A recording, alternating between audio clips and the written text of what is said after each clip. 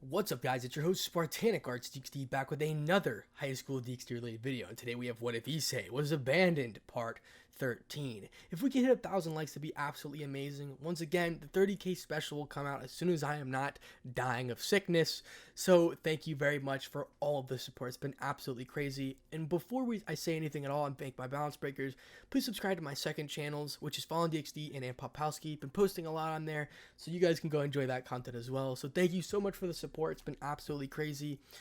And once again, if you guys want to know exactly when I upload, such my upload schedule, click the little blue button right next to the subscribe button. Thank you to all my balance breakers and limit breakers. It's been absolutely crazy. But without further ado, let's go ahead and thank my balance breakers. Rob the King, Lachlan Yates, Atomic Warlord 58, Crumbling Darkness Sphere, Aunt Lewis, The Beast YT3, Colex, Joe Baldwin, Russell Getchell Jr., Keep Saying 21, Dragonlord 003, Sinrar Q, Xdata Patti Gaming, VRWolf hashtag 2347, Sanitate, Stefan Cruz, ZZ Kiki 2000, Jordan Patchow, Mazaku, Dr. Emoji is the bomb, Asimodus, Grim Fireshot Gamer, That Round Guy, Zero Fusion, and Soul Responder. Thank you so much, and Nick May 98. Thank you so much for becoming a balance breaker. And thanks once again for all the support. I really do appreciate it. Without further ado, let's go ahead and get into part 13. If you would like to follow along, we're like right in the middle of chapter 7. Let's go ahead and start. Sounds good. Maybe inside that place we can find clues. Having literally nothing better to do, they decided to search for a reason of the destruction of the town. Both of them looked at their surroundings, finding many clues. I see. Places that have been burnt. Some have odd scratches on the buildings and facade, Fuki said to him. Oh, this side. Apart from that, I see the bolt holes as well as the long narrow cuts going through the walls and doors. In other words, we can conclude that the town was indeed destroyed because of supernatural causes, he told the woman, who only nodded her head in agreement. Indeed so. The mystery of the town was making them feel excited. After looking at the buildings and houses from the outside, they reached their main objective, the biggest mansion in the town. Wow, the place suffered a lot. Noticing how damaged the mansion was, Fuki said in a loud voice. Quite destroyed, Issei agreed to her words as he looked at the badly damaged building. The house looked like an old-style Victorian mansion, big enough to be 2, maybe 3 floors in height. The facade was filled with vines and cracked walls. Even an entire window was completely destroyed on its place. A huge hole was there instead. The rest of the windows were cracked and shattered, and the walls aside from the cracks and holes small and big with some large cuts going from one side to another. At the main entrance, the door appeared to be clearly burnt off, burning only a stain on the entire porch. The roof had a huge hole in it. Said hole covered a fourth part of the entire ceiling. Also, holes could be seen from the entrance floor deeper than others. Seeing the destroyed location, Fuki whistled. It soon echoed all over the town, making both of them feel slightly creeped out. Let's check the inside, and Issei told Fuki as she continuously nodded her head, a bit frightened. Reaching the burnt porch, they just walked in. The inside of the mansion was even worse than on the outside. The once expensive and high-class room was completely demolished. The wooden floor was splintered and had holes in it, and holes even bigger than the ones seen before. Paintings were all over the floor, some turned into rags while others intact. The furniture was flipped over and all had long cuts, as if made by a sword. What an ugly place. Without a single bit of remorse, Fuki mumbled. Her words were a little too honest. Issei, on the other hand, felt pity at the owners. He walked to what he believed to be the great room, and walked over to painting that was almost untouched. Belmont Family Portrait. The framework was still intact. At the bottom part of it, it was labeled as such. Fuki heard him and walked over. So what's the Belmont family and we're the owners? So we're the Belmont family, the owners? She asked, while looking over his shoulder at the painting that Issei left on the floor. That should be correct. Seeing this painting, he figured the mansion was of humans, but something about the last name sounded odd. He couldn't figure out why. Let's search upstairs. Maybe we can find a study room. Thinking at the best place that could have their information, he walked towards the creak. The stairs were creaking. As Fuki stepped on a broken wooden step, it creaked. The sound soon scared her, and it glued herself onto the back of Issei, which was a few steps ahead of her. Calm down. This place is empty. Nothing should happen. Feeling her on his back, he tried to calm her down. It seemed she wasn't good with these types of situations. She just nodded her head, and a bit happy at his worry over her. Continuing his path, he reached the second level of the mansion. A red a red hallway was in front of them, long cuts along the length of the walls. The doors were either open from side to side or simply broken. The paintings on the sides of the walls were scattered all over the floor, none of them intact. Yes, it seems someone was incredibly pissed off. Fuki recovered her calm and left his back. Whoever did this was definitely angry, Issei added. Walking on the hallway, they saw all the open rooms. The majority of them were normal bedrooms. Some were resting rooms that had bookcases all over their walls. But the moment they entered one, they furrowed their brows. Blood. Issei saw the dry stain on the wall. It had a tinge of red even after many years.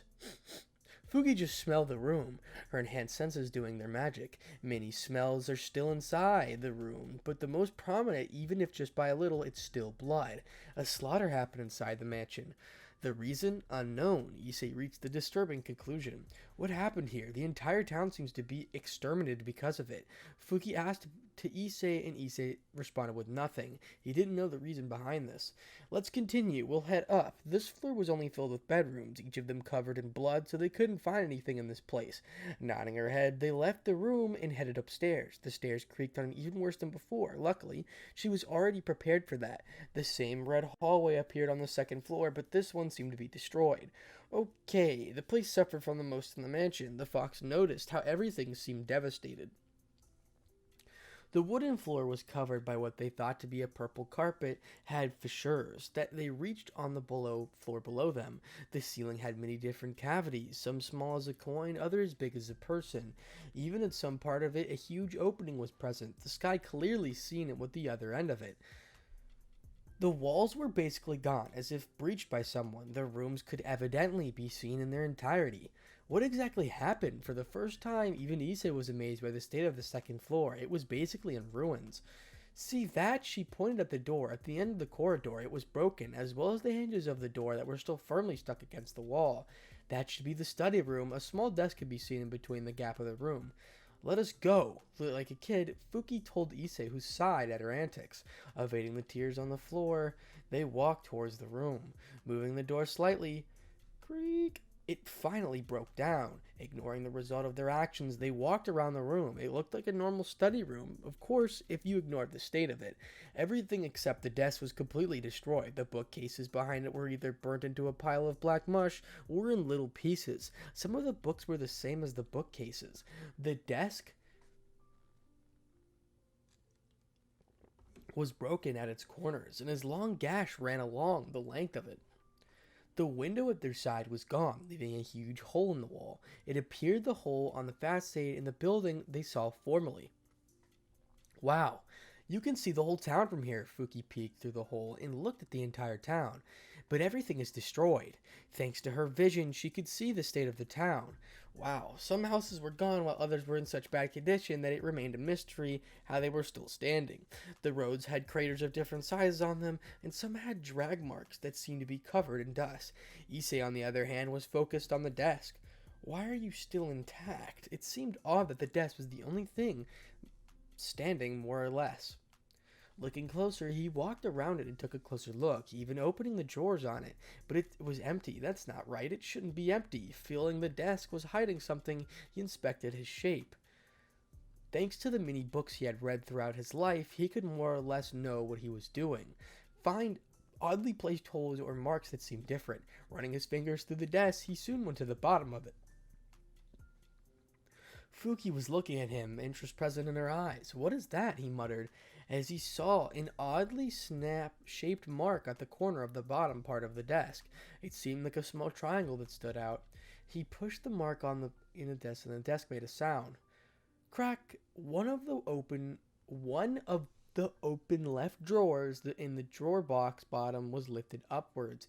Issei, hearing this, went towards the drawer. Fuki did as well. A false background, she noticed the part of the drawer. Issei lifted the wooden plank inside and saw a book. It was old and filled with dust. Interesting. Light filled his eyes. Acting like a child, he grabbed the book and stood near Fuki. written in Romanian. I thank the library back home for having spells that lets one read any language. As he was celebrating, a small black circle appeared on the top of his hand. Then he placed it against the book. The words were magically changed from Romanian to Japanese. Success! Seeing this change, Issei was satisfied. The mystery should be solved with this. Issei, go to the last part of it. This seems to be a diary of some sorts. Issei did as you told him, and notice how the book was indeed a diary. Entry 63. Those annoying vampires. They have come to town. I don't know how much longer will be to hold. Issei read in a loud voice. I just wanted my daughter back. Those filthy creatures took her from me. And when finally breached the castle, she was already gone. They started to understand what happened here. As revenge, I burnt the entire treasury from the bottom of that disgusting castle. Not one book nor a rich escaped from the fire. Ha! They kept silence. As I thought, petty revenge. Fuki looked at him. No, there's still pages remaining, he corrected her guess. Yet a single book caught my interest, but it was already too late. The moment I grabbed it, another one of those creatures reached my location. As we fought, the book was separated in two.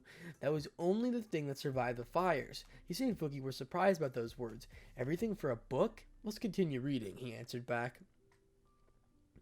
That book, it was unbelievable. It seemed to hold the secrets of the vampires. Although I couldn't read it, my son managed to translate part of it. Neither of them spoke. It talked about a great cicade, the first of its kind, the place in where they all lived, the place in which they were all born. The information made both of them widen their eyes. It seemed to be that the town was destroyed because of the really well-kept secret. A fantastical location which held the strongest of their race. Pure warriors birthed for the sole purpose of being the best of their race. They were the royal family. All of us were surprised by those words. We needed to make it public as soon as possible, but it was too late. They kept the silence as Issei continued reading. The rest of the book was still with the unholy creature that was proudly named themselves as toupees. Stupid creatures, if you ask me. The man seemed satisfied at his words. If we could have the other half, that there would be things would be different. Yet I know the same vampire that still has it in possession. The last page of the book vastly flipped. Entry 64. We managed to capture one of them. After a lot of torture, he answered our questions. It seems the imbecile vampire rebuilt the bottom floor and hid the book inside of it. The book was there at the same spot as we once stood, but this time we knew it would prove impossible to go back. The two of them were extremely concentrated on the book. I know that they are coming after us. The writing is proof of it. I don't know how much time will last, but I hope that they don't find this first part of the book. It's hidden, lost inside the town. It doesn't matter how much they torture me, they'll never find it. Issei finished reading the diary and stored it inside Hellgate. Signed, Simon Belmont. Those were the final words. What should we do? I doubt they found the first part of the book. If they did, the entire town wouldn't be in this state, at least not this badly. He saw his place that was destroyed because of anger and fury. So, she asked, about their decision. I want to go find the ancient citadel. I bet you're the same. Fuki agreed with him. But without the book, it would prove useless. After all, it holds the information of the citadel, even if we find the second part. I doubt the information about it will be complete, Issei made his guess. I see.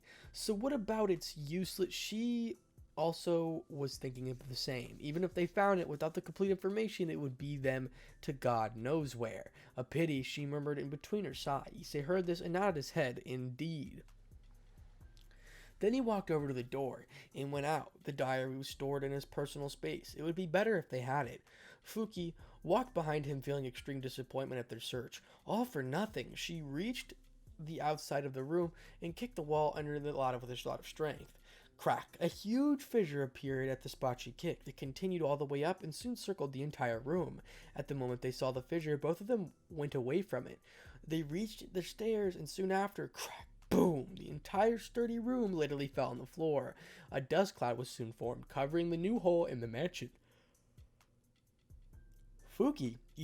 Issei screamed at her. She, on the other hand, just stood there, blinking repeatedly. I swear I didn't do that on purpose. She turned around and screamed at him. He managed the bridge over his nose. Let's just see what happened. Deciding to believe her, he went to check the former place of the study room. You really did the number on that one, Fuki. Feeling slightly surprised at the end of the room, he made the offhand comment. She blessed the shame of his work. But she did not have any words to contradict him. Wait, among the debris, Issei saw something. A brilliant navy blue piece of something was sticking out from the pieces of brick. What is that?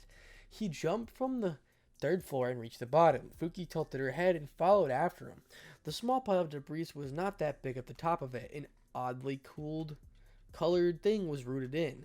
Issei easily climbed the pile and grabbed the piece of something. What are you? He felt intrigued at the little piece of trash. I didn't see a book like this up there. Did you, Fuki? He asked the fox at the bottom of the pile. She only shook her head. Blowing the dust from the top, he saw a really agate language as its cover. Don't tell me. Trying out the spell he used up there, he placed the magic circle on the book.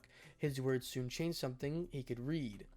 It seemed that the ones that made this book didn't protect it against even the most basic reading spell. He was sure that whoever wrote the book was either too confident in something not finding it, or was a dumbass. The Citadel of Shadows, Umbra. The title of the book read as such. The both of them looked at each other, and soon a devious smirk appeared on both their faces. Fuki, you're my lucky charm. He smiled at her. Those words made her face red. Her heart was beating loudly and her thoughts were spinning. She felt her entire world pause momentarily. A sincere praise from Issei was rare. Looking at the book, Issei noticed it was perfectly broken in half, just like how the diary that he left inside his pocket dimension said. He opened it and went to the last page. Inside the forests of the Forgotten Land, in which new ones crown as the top of the actual race loom, the Forgotten Lost Citadel, where castle stands proudly. Those were the last words from the book, the last paragraph of the page. Yes, it sounds really fun and interesting. Since they came here mainly in search for adventure, they wouldn't let something like this slide. Excellent, Issei responded, and soon he started to remember what the words from the diary were. Tempest Castle, bottom of it. I don't know if there's the same place where we rescued Valerie, but it's worth a shot. Hopefully he was right. Fuki, I've been here before, so we can go right now. Hearing those words, Fuki smiled, prepared for anything. Hellgate. Without wasting a moment, he used his aura and created a gate. They both went as fast as they could. Scene change. Tempest Castle, bottomless part of it, the dungeon. A poorly lit room was seen. Only a couple of torches hung from the wall, and not a single creature was inside. The room was ridiculously big and had many things spread throughout. Armors, tables, books, and even some shackles and torture devices were gathering dust. The bookcases were against the walls, and not a single window could be seen. More than a dungeon, it looked like a cellular with all kinds of junk spread across all over the place. After the war, the place was used as a storeroom. Everything that no longer had importance was thrown inside, never seeing the light of day again. They vampires had big space. Instead of having it empty, they decided to use it. That and the constant reminder of their superiors to change the way it looks, since it was once used by terrorists to fulfill their plans. A small pitch-black vortex that purple lightning appeared as an empty location. Both Issei and Fuki came out of it. Alright, no time to waste. Time to find the second part of that book. They quickly started to search around. Both of them spent what they felt like hours inside the room. Since the work was tedious, the sense of the time was extremely slow. Do you think someone else casually found it? Fuki asked Issei with slight fear. It could be possible for someone else to find it. After all, the diary was here for more than a century, or so they believed. Issei was silent. He did think of that possibility. Many years went by. Who knows how many vampires were inside the room. Even the same Rizavim was inside the place, so he could have taken it. Issei? Seeing him not answer, Fuki asked again. That's certainly possible, but I think we're missing something. Fuki was surprised at his words, so she started to yell. Missing? The whole place is filled with useless junk. We have to spend hours looking through it. It's useless. There's nothing hidden inside those pieces of trash. I doubt we'll find something. She had a point. Everything up till now turned out to be useless. Issei was still thinking. Hidden? Inside? Issei was lost in thought. Thanks to her words, she made him think of a certain possibility. What if there's something hidden inside the cellar? We looked through it, but what about something hidden in the plain sight? Widening his eyes, he looked at Fuki. Ever since more than 200 years, hidden rooms have been popular. It could be possible for someone to think about making one. What if there's not only one room? What if there's more? Those words made the fox tilt her head in doubt. After a couple of seconds, she understood what he was talking. She was surprised. But how? That's not a single door. It's impossible for a room to be here. Fuki searched for the whole floor more than once. She was even confident enough to find certain items inside the place. Remember what the diary told us. It seems he rebuilt the bottom part of it. In other words, the same vampire could have changed the layout of the floor, leaving a single room apart from not letting anyone else find out about it. Those words made Fuki freeze. Her eyes had an indescribable light flashing through them. That certainly could be possible. But how could we find it? Since this place has been used a lot of times, then the hidden room should be the magic proof of an extremely well hidden place.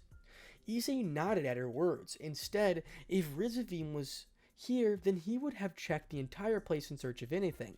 So if the room is still hidden, how could we find it? As Issei was thinking, an idea popped into his head. The other piece of the book, that's our only clue. He took the book out of his personal space and grabbed it with his left hand. The book is the only thing we have, he told the beauty as he started to flip the pages around, even looking straight at the cover, but nothing could be seen. Is this all? He looked at the cover. Fuki approached Issei and looked through the book as well. She opened it on the first page and looked at something. The sound made Issei look at her. Something wrong, he asked. No, not at all. It's just a symbol. I saw it on the back of the wall behind us. Issei was shocked at her words. He grabbed her by the shoulders, getting a blush from her, and then said, "Take me there." She nodded her head with a blush still on her face and said, okay. They went through a lot of junk, armors, normal swords, books, chairs, and tables, but after some time they reached the brick wall. Something was engraved on it. That's it, while pointing at Fuki told Issei. That engraving was barely visible against the wall. It was a single rose with thorns surrounding it. Some words were at the circumference of it. They read as Salvate Shalago, Salvate in Spinis. Those words were engraved at the sides of the rose, Urbum Amanio Marchum, and those words were below it, the city of fog, the city of evil. Issei translated the words on the inscription. You know Latin? Fuki was amazed at his translation. Just some words. I didn't learn much of it. Thanks to the mini text he read and learned some words. Some of the books back in his home were written in the original language, and even if he had Japanese translation, he decided to at least read some parts of them, and during the process memorizing some of the words. It seems the engraving is incomplete. He turned to look at the book in which the inspection was added. It located at the beginning of the book. The words were at the center, missing. Fuki noticed as well. The most important words were always at the center. How do we write it? Magic? Fuki asked Issei, who shook his head. No, something that simple should be wrong. Issei was thinking to himself, remembering everything he said about the vampires. Blood, he widened his eyes. Without losing a second, he bit his finger at the center of the rose. He wrote, Umbra, the word signifying the shadow. The moment the word was completely written, a huge red light flooded the room. Luckily for them, it only lasted for a second. Then the wall started to move at the center, where the rose was located at, well separated in two. The sound of metal sliding was heard, and the wall opened just enough for the person to fit in. Inside the wall, a small staircase could be seen reaching the bottommost part of the castle. Finally, Issei was satisfied and walked down the stairs. Fuki was close to him.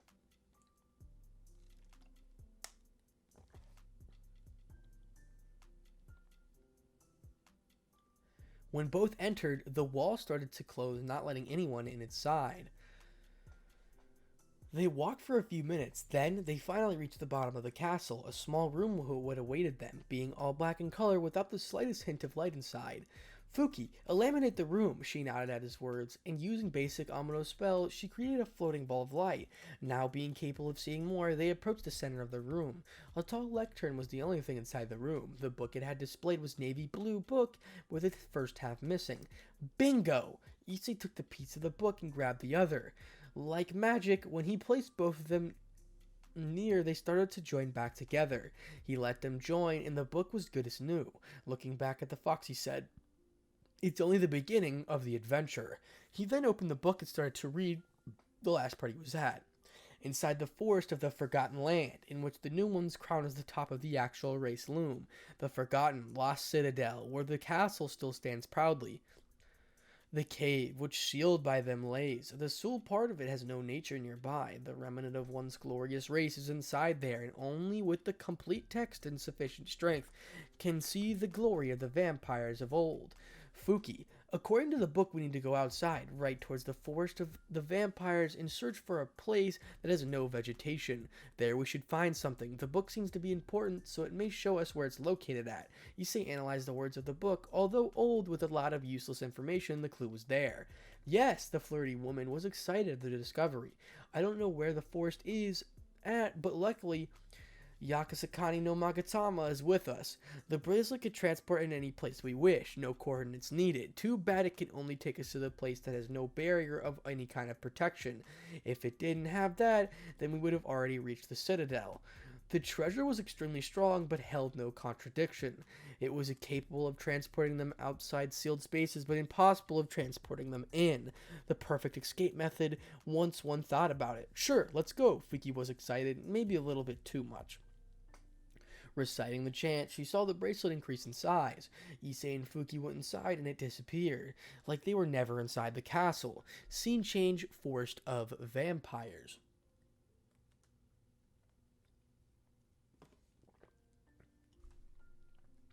The place they were in held no vegetation, only rocks and dirt.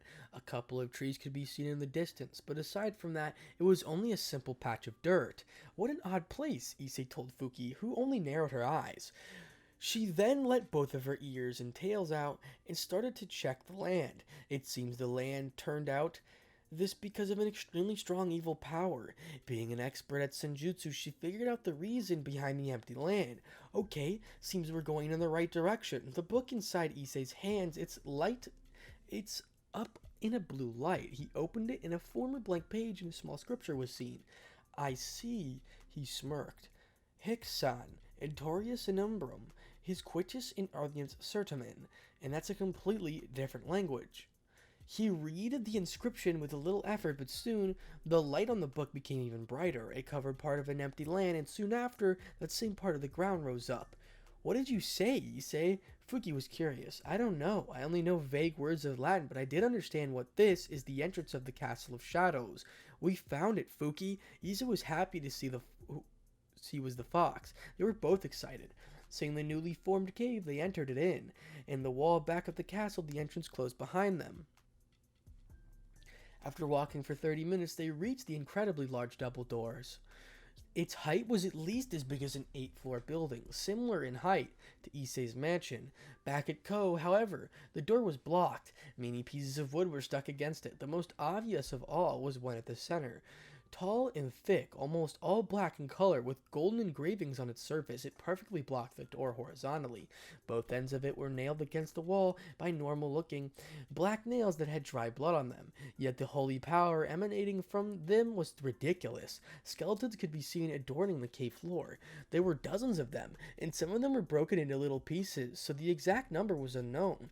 But both of them ignored the skeletons, staring at the long plank of wood. It was something that irradiated a ridiculous amount of holy power. The engravings were on its surface angelic symbols and were shining brightly even inside the cave. Issei was amazed at the sheer defense of this place had, but his eyes only resisted the nails. He recognized them, and so did Fuki. They were extremely famous. 2 of the 4 holy nails. He didn't expect to find those pieces of history in a forgotten land that was lost in the river of like this one. Their holy power turned in the whole wooden plank into a seal that could be even to attract to a demon king for eternity. Fuki told Issei with awe in her voice. Whatever was inside, they used the 2 holy nails to keep it inside. Issei didn't have words to express how shocked he felt. What do you think, Issei? The fox asked him. By the looks of it, it seems that this place was sealed a long time ago, so whatever was inside should be already dead. He looked at her eyes. Plus, we all came all the way here, so let's open this up. Issei didn't care about what could happen. He believed that this place, after all those years, wouldn't have any vegetation of life. Sure, Fuki was fine, if Issei was fine. Walking closer to the biggest wooden plank, they went to the opposite sides. Issei covered himself with his darkness, while Fuki covered herself in a deep layer of Toki reinforced with senjutsu. Both of them grabbed the holy nail at the end of the side and said, 1, 2, 3. The nails rested. But after a little bit, while both of them started to separate amongst themselves, the wooden plank, sometime after the nails were successfully pulled. Crash! The plank fell onto the ground. Both of them had a nail inside their hands. "I'll keep them." Issei extended his hand and placed his nail inside his personal space. Fuki threw hers inside his space as well. "Come on, let's open the door." Fuki rubbed both of her hands against each other, slowing a devious smirk. Nodding his head, Issei went close to the door. He covered both of his arms with his darkness and soon after started to push the double door.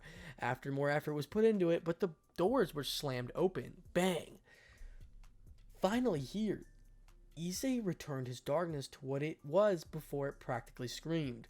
"Yes, we made it!" Fuki was almost jumping in place. Excitement filled her eyes. Right in front of them lay the citadel of vampires. All of the buildings in sight were pitch black. Some were simple houses, while others tall buildings, but there were hundreds of them. Light, one way or another, filled the entire city, giving a spectral look. A fog was also present, covering the entire floor, but it didn't reach past the ankles.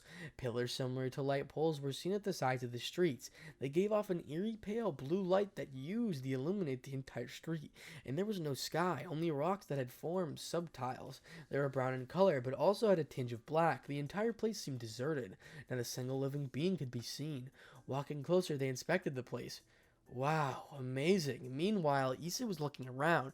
He quickly noticed how the buildings were in ruins, some completely destroyed while others partially. Some streets had bones scattered all over the floor, and others appeared to be completely clean. Something happened here. Seeing all the possible corpses on the floor, he told Fuki. When she heard this, she stopped midway whatever she was doing and started to look around the city. "What happened here? I don't know, but whatever happened here was sufficient enough for them to seal the entire city." As they looked around, they noticed how the windows were broken, buildings were turned into debris, and just generally, the place looked as if it went through war. "Maybe we can go there." While pointing at the tallest building that was above everything here, Fuki said to Issei as she looked at his face. Where she pointed at the castle, standing at what they thought would be the center of the city. Some houses blocked the majority of their view, but they could still see some of the amazing architecture. It was extremely tall, almost reaching the roof of this place. Probably only a few castles all over the world could be compared in height, as well as in design, into one in front of them. It looked old and gave the impression of being cursed. The towers had ended in a spike. The entire castle was black in color. A few red contrasts were seen in frames of windows and roof slabs. However, every part of it was badly destroyed. Some cracks adorned its surface, and fissures were seen on the roof as well. After a long walk, both of the fox and dragon reached the main square where the castle was located at. A big semi-destroyed fountain was at the center of the square. It was also accompanied by chinks on the stone floor and bones spread throughout the ground. While red marks trained the surface of both the fountain and the floor, they didn't have to guess for long before they discovered it was dry blood. So in conclusion, the entire square was in ruins.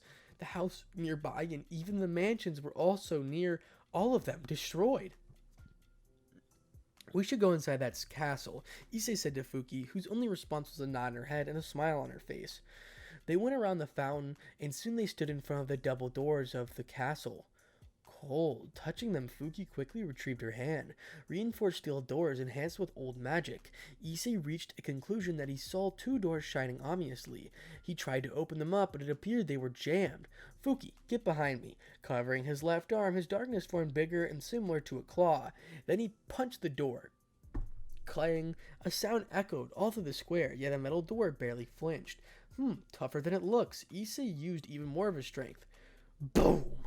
A louder boom, this time all over the city. The door only appeared to be dented and slightly pushed in. "Okay, now this is personal." Issei covered his hand, and only the same amount of his darkness hit, and yelled, clanging continuously. The door was slowly giving in, dent after dent. "I need something that can increase my physical strength even more," Issei was thinking as he hit the door, but before he could continue his thoughts, the door was finally destroyed.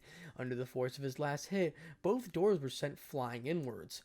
Not caring where the doors flew, but then they went inside the castle. The dust was accumulated from hitting the door slowly dissipated. Once it was gone, they could see the main floor of the castle. An abruptly enormous room was now where they stood. A blood-red carpet extended all the way from the entrance to back of the hall. Polished black marble blocks was made out of, and flags were hanging on both sides of the hall. All of them were the same blood red as the carpet, and they had the same engravings they found at the Tempest Castle, a rose covered in thorns. However, the words in Latin were gone. Pitch black armors with silver lining were at the end of the hall, all of them arranged in military fashion. Chandeliers were hanging from the ceiling by thick black chains. Some window panes could be seen at the top of the walls, all of them purple in color, and at the bottommost part of the hall laid a staircase that went up to the sides, going further inside the castle. Dust and dry blood was seen everywhere, but the one thing that took their attention, there was a glacier exactly at the center of the room, and a huge pile of ice was covering their view at the rest of the hall. What is that doing here? Fuki tilted her head, hilariously about the iceberg. Issei was looking around, not letting his guard down for a second. However, he also took interest in the iceberg and made his way towards it. Stopping their walk, they looked at each other. They nodded their heads to one another and went even closer. As they reached the iceberg, figure inside could more or less be distinguished. Only its head and part of its fingers were out of ice. Long pale covered its face. It looked dull and dead, similar to that of a corpse. Its skin clung to its bones, giving it the appearance of a mummy. "Who are you?" Fuki mumbled at what she believed to be a corpse of someone. Issei ran across the surface of the glacier. Whoever it was, they completely sealed it inside. Issei quickly noticed how the ice was magically stronger than anything that he had ever felt before. Nothing could be freed from it. And whoever it was, a lot of people were needed to seal it. He added, noticing the frozen bones in its surroundings. Counting the skulls, more than 6 were present, and those were the ones intact. Just who forced them to use such ominous magic? Fuki sensed how the ice literally absorbed the life of what's inside of it, yet only enough not to kill it. Ominous? Yes, the ice seals whatever it has inside and absorbs its life force to point the left state of an apparent death, the fox explained. So you think that, he pointed at the corpse, is still alive? I don't know, was her answer. Many years have elapsed since the spell was first launched, so maybe it's really dead. Many things could have happened. Want to figure it out? The fox asked morbidly, a smile on her beautiful face. Since the possibility of it being dead was bigger, he had nothing to lose. Sure, why not? Let's break the ice. Nodding at words, Fuki summoned many different senjutsu hexagons, wanting it to use rather special ominous spell. She pulled something out of her pocket. A familiar piece of paper, the talisman. Issei, at the moment he saw it, took a step back. He already received a full power attack from one of those spells before. Solar Flare! The ice fought against Solar Flare, but since it was no longer as strong as before, it started to disappear. Fuki calculated the strike behind it perfectly so that she doesn't destroy the figure inside with her spell. Seconds turned into minutes, and sweat started from on her forehead. A spell that strong, as it took its toll on her reserves, the light died down and her figure. The ice was sprawled all over the wet carpet. Some of its clothing were burnt alongside the carpet. It was definitely better than before. After waiting for some minutes, the corpse still did not move. Is it dead? Fuki asked Issei as she lifted her brow, but he only walked closer to the body. He noticed how its fangs were larger than the rest of its teeth. If that's the case, he stretched his left arm while manipulating his darkness and cut his wrist. He came closer to the corpse and knelt a drop of blood into its mouth, but majority of it instead splashed all over the floor. After some seconds, Issei healed his little wound and stood up from his position. He walked near Fuki and just stood at her side, waiting for something. Minutes flew by, but the corpse was like before, unmoving. Maybe it's really dead, Issei reached the conclusion. He saw the body. Yes, it's possible. Rather, it would be weird for it to be alive. Fuki shrugged her shoulders, agreeing with his words. Time to go. Issei, on the other hand, was still looking at the corpse. He sighed in defeat and turned around.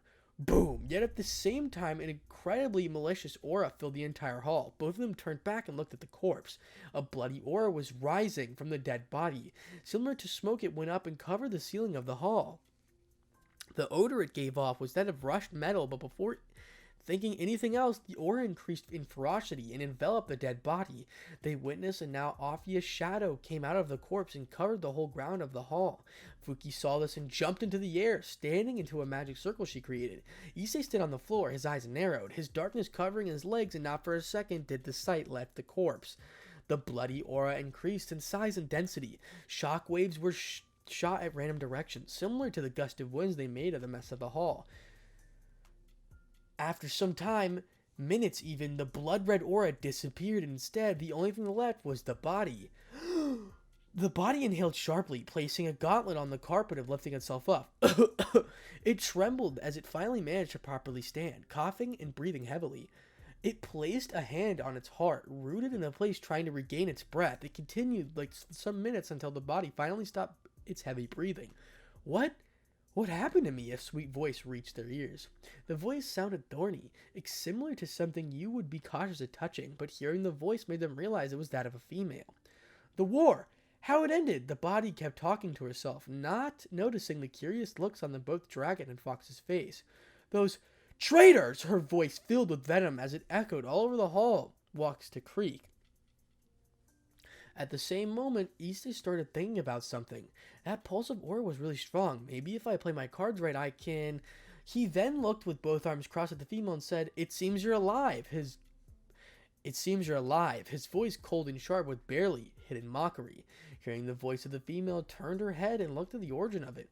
Who are you? No. She narrowed her eyes. What are you? Scanning the figure in front of her, she quickly asked. I'm a dragon. He dismissed the question, shrugging his shoulders. The female, on the other hand, widened her eyes. A dragon? What's a dragon doing here? Dragons were incredibly rare. One that took human form like that in front of her eyes, even more. What are you doing here? She ran through her hair, letting her face be seen. Issei widened his eyes slightly, but quickly went back to normal. Ooh, another beautiful woman, it seems, he thought inside as he looked at her. She had marble skin. It was smooth and shiny, carrying a healthy white. Her lips were like carmine and extremely vivid red, similar to her eyes that were the same tone, yet eyes held a trace of bloodlust and sharpness. Her face was cold, but gracious. Her body was extremely well built. It looked flexible and light. However, her chest was filled to the point that they could possibly be the biggest pair he has ever seen. Her waist was narrow and tight, creating a beautiful contrast with the rest of her body. Her armor was a dull black and it didn't reflect any light. Her gauntlets were thin, form-fitting, region covering part of her elbows. Her chest armor was covered in the necessary, that being her abdomen. The sides of her chest and her shoulders, the pieces of armor looked light and thin, were struck close to her body. Answer! What are you doing here? The woman was getting impatient. I came here to look around, woman. Issei sharpened his voice, slightly annoyed at her tone. The woman was secretly impressed. Not many were capable of resisting a threat from her, and even less were capable of responding. A man like him that dismissed her threat so easily and replied back with a sharp voice was no less he managed to catch her attention. A dragon here? Not searching for anything? Ah! Her tone filled with her spines and aura with the same. She didn't believe him. Woman, it's the truth. Many years have elapsed since you were still in the ice and many things have happened, he answered back, while waving a hand, not caring on the slightest. Years? This caught her off guard. Then what year is it? Issei smirked and looked at her eyes. Welcome to the 21st century. Hearing those words, she widened her eyes. Shock was short. What? You're lying! It's impossible! She increased her aura even more. A mantle red in color covered her body, but shadow that appeared before once again present, this time releasing a threatening hiss. Woman, what reason do I have to lie to you? There's no hatred nor a grudge between us, so there's no need for lies. That's the truth. Take it or leave it, idiot. He looked into her eyes, ignoring her killing intent at the pressure he felt. The woman looked into those black and red eyes of his and scanned them. She quickly discovered that he was saying the truth, not a lie present in his body language. Issei was also secretly impressed. It was the first time someone looked into his eyes and didn't feel scared. Surprised or something alongside those lines, his previous thoughts about her sounding better and better. What year is it exactly? She asked cautiously. It's the year of 2019. Not too bad of a year, he said mainly to himself. His answer shocked the woman. Never would have ever thought this so actually long past. More than 200 years have passed, she voiced out loud. The comment surprised both Issei and Fuki. So, she's been sealed here for more than 200 years. Why? What's the reason? Fuki thought. I give you my word, woman. That's the truth, he spoke again, this time giving her his word. Noticing that she was forced to accept the truth, dragons had enormous pride bigger than their self. Telling a lie wasn't an option, not even the worst possible situation. She released as a tired sigh and looked back at the dragon. So what happened in these 200 years? The dragon smirked as a response. I propose you something, he said. I'll answer your questions and you will answer mine. A question for a question. Simple, right? The woman raised an eyebrow, but still nodded her head, finding his terms acceptable. Great. Then how about we introduce ourselves? Issei proposed, while walking towards the side, continuously eyeing the shadow underneath him. My name is Issei Hyodo, full-blooded dragon, former human and current Sekiru. He formally introduced himself and bowed. The woman widened her eyes. The Sekiru? But I cannot feel any trace of a human in him. How could it be possible? Seeing her confusion, sighed. It's the truth, woman. After a little indecent, the boosted gear rebooted itself, so that's why you can't feel it. About me not being human, well, he smirked deviously. Let's just say I got into an accident and got turned into a full dragon, he explained to her, beginning to calm her down. She looked at him, trying to find any hint of him lying, but she couldn't find a thing. I'll believe you, she told him. Good. Then he signaled for her to introduce herself. Erica Dracula. At the mention of her name, now his turn was being in surprise. Seeing like that, the woman smirked a little. Indeed, I am a descendant of the true king of vampires, not those Tepes fakes. She spat the name. I'm also royal vampire, since I'm a direct descendant of Dracula himself. In other words, the strongest vampire. She held immense pride in those words. She even stuck out her chest. A descendant of Dracula? The strongest type of vampire? Just what have we gotten ourselves into? Fuki looked at her. Amazement clearly written in her eyes. What an incredibly rare find. Then, Erica Dracula, what is your question? He promptly asked. Erica is fine. Hate formalities. Always a pain to deal with them, and useless in my eyes, she commented while waving her hand. Issei just shrugged her shoulders, not caring about it as well. She placed a hand on her hip and eyed him threateningly. Then, Issei, do you know what happened to my race in these 200 years? She asked, light and sharp in her eyes. Not much, he inhaled as he closed his eyes. I know that they became isolated from the world and faced many troubles between each and other outside. He placed his hands in his coats and continued. After many conflicts and years later, your race separated into two factions, the Tepes faction and the Carmilla faction. They waged war against each other and more fiercely than before for years and years, dragging humans down with them. But thanks to recent events, they became a whole faction once again. He summarized the vampire history he knew, but he noticed how the mention of those names she became angry.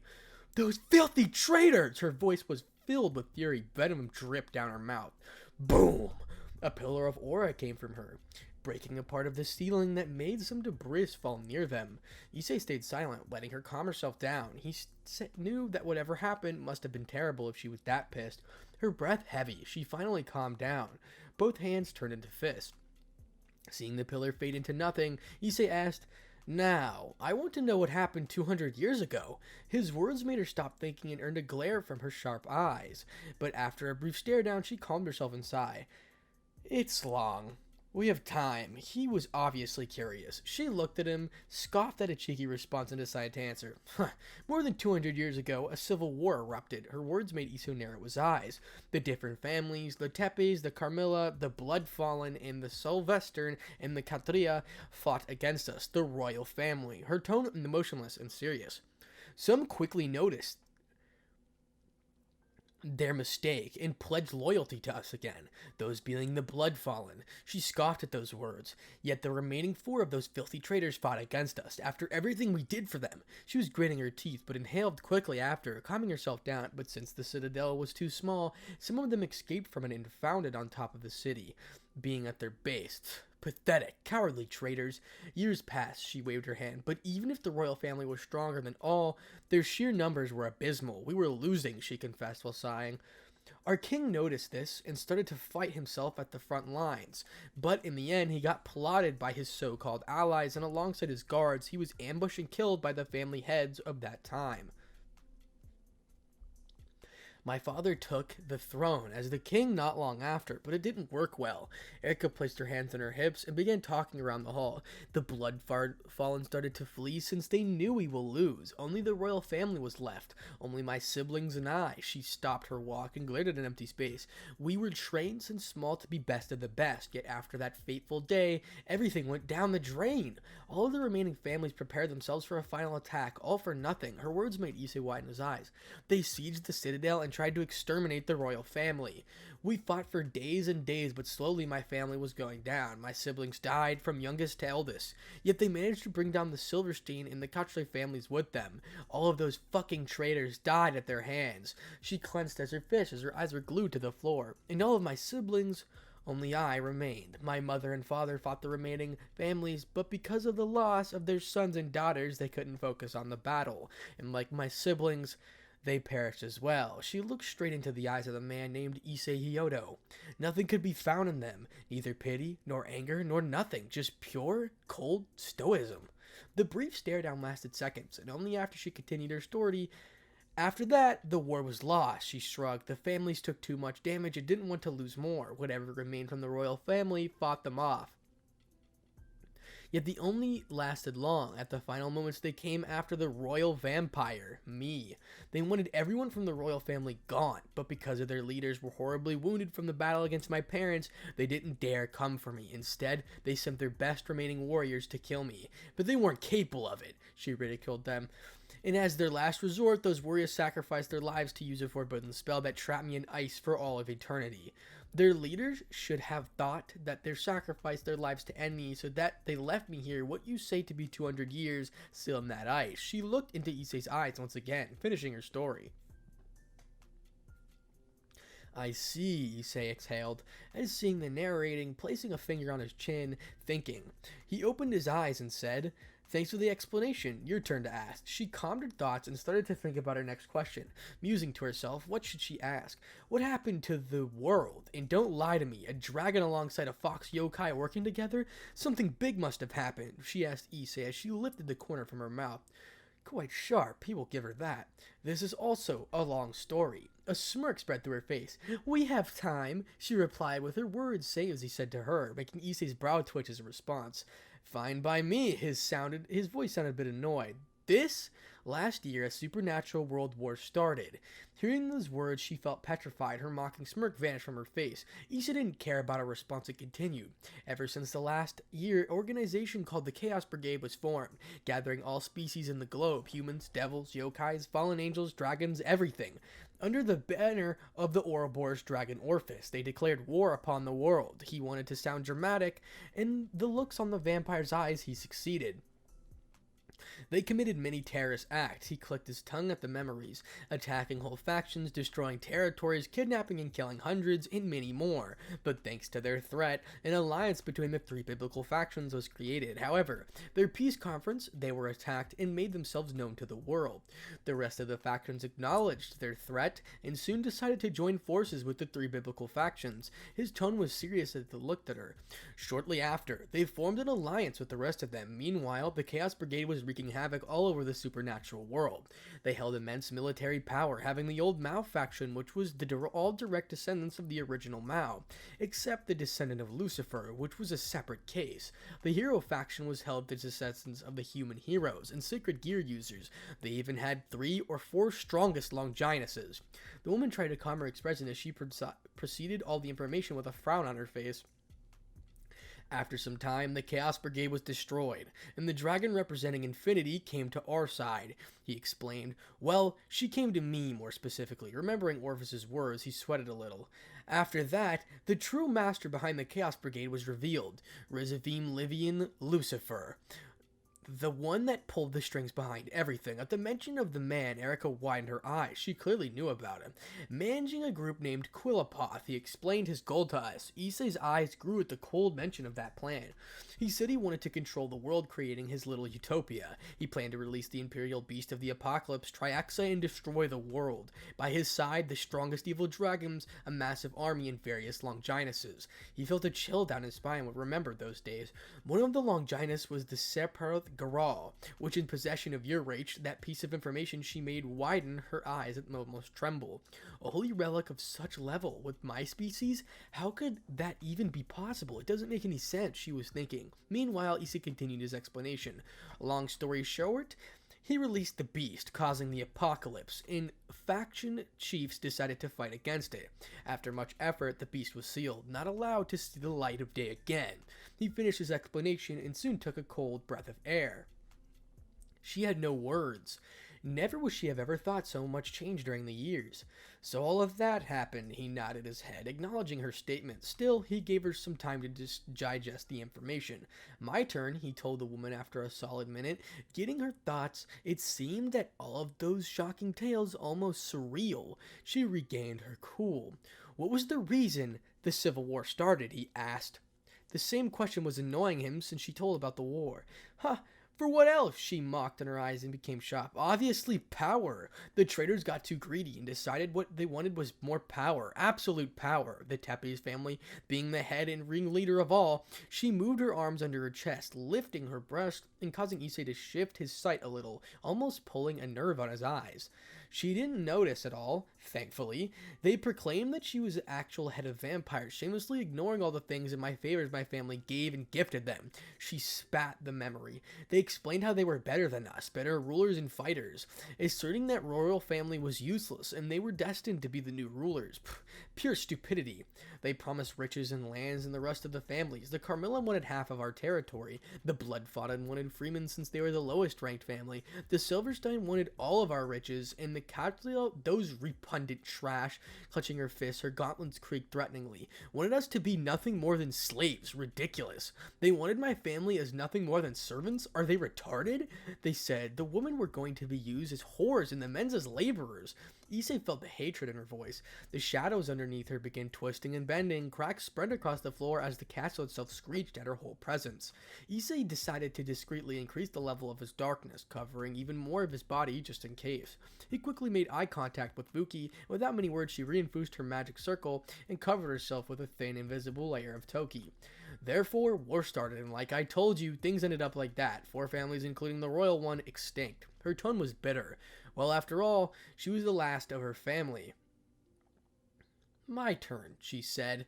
Her voice broke from his thoughts, and she was quick on the talk. Tell me, what happened to you? He was surprised by her question as he widened his eyes. Much to her surprise, an unknown emotion spread across his eyes, something that didn't go unnoticed by either of the females.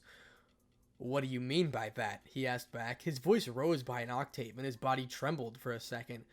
Yeah, like I said, how could you end up as a dragon? If you didn't lie, you were once human. She complimented her question in a bit more. And that is where we're going to stop for now. Get cliffhangered. Sorry, but your boy's tired, so I'm going to stop reading right here. So thank you so much for the support once again. And obviously, you know, I've been doing a lot on my second channels and things like that. So if you want to go subscribe to them, they're down in the description below. And Popowski and Fallen DXD. I appreciate it so much for all the support, especially all these balance breakers and limit breakers. Thank you so much for becoming a membership. You guys have no idea how much it helps. Even just a little bit, it helps incredibly. You guys have no idea. Thank you so much. 30,000 subscribers. We're already at 30,100. I'm trying to get the 30K special out. Somebody told me that somebody else did What If Issei Held Ultra Instinct the movie and took my idea. But hey, it's all fair game out here. It really doesn't matter.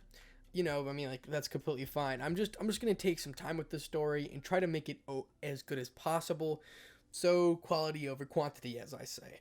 But thank you so much for the support. I really do appreciate all of it. It's been absolutely crazy. And without further ado, Spartanic Arts DXD out.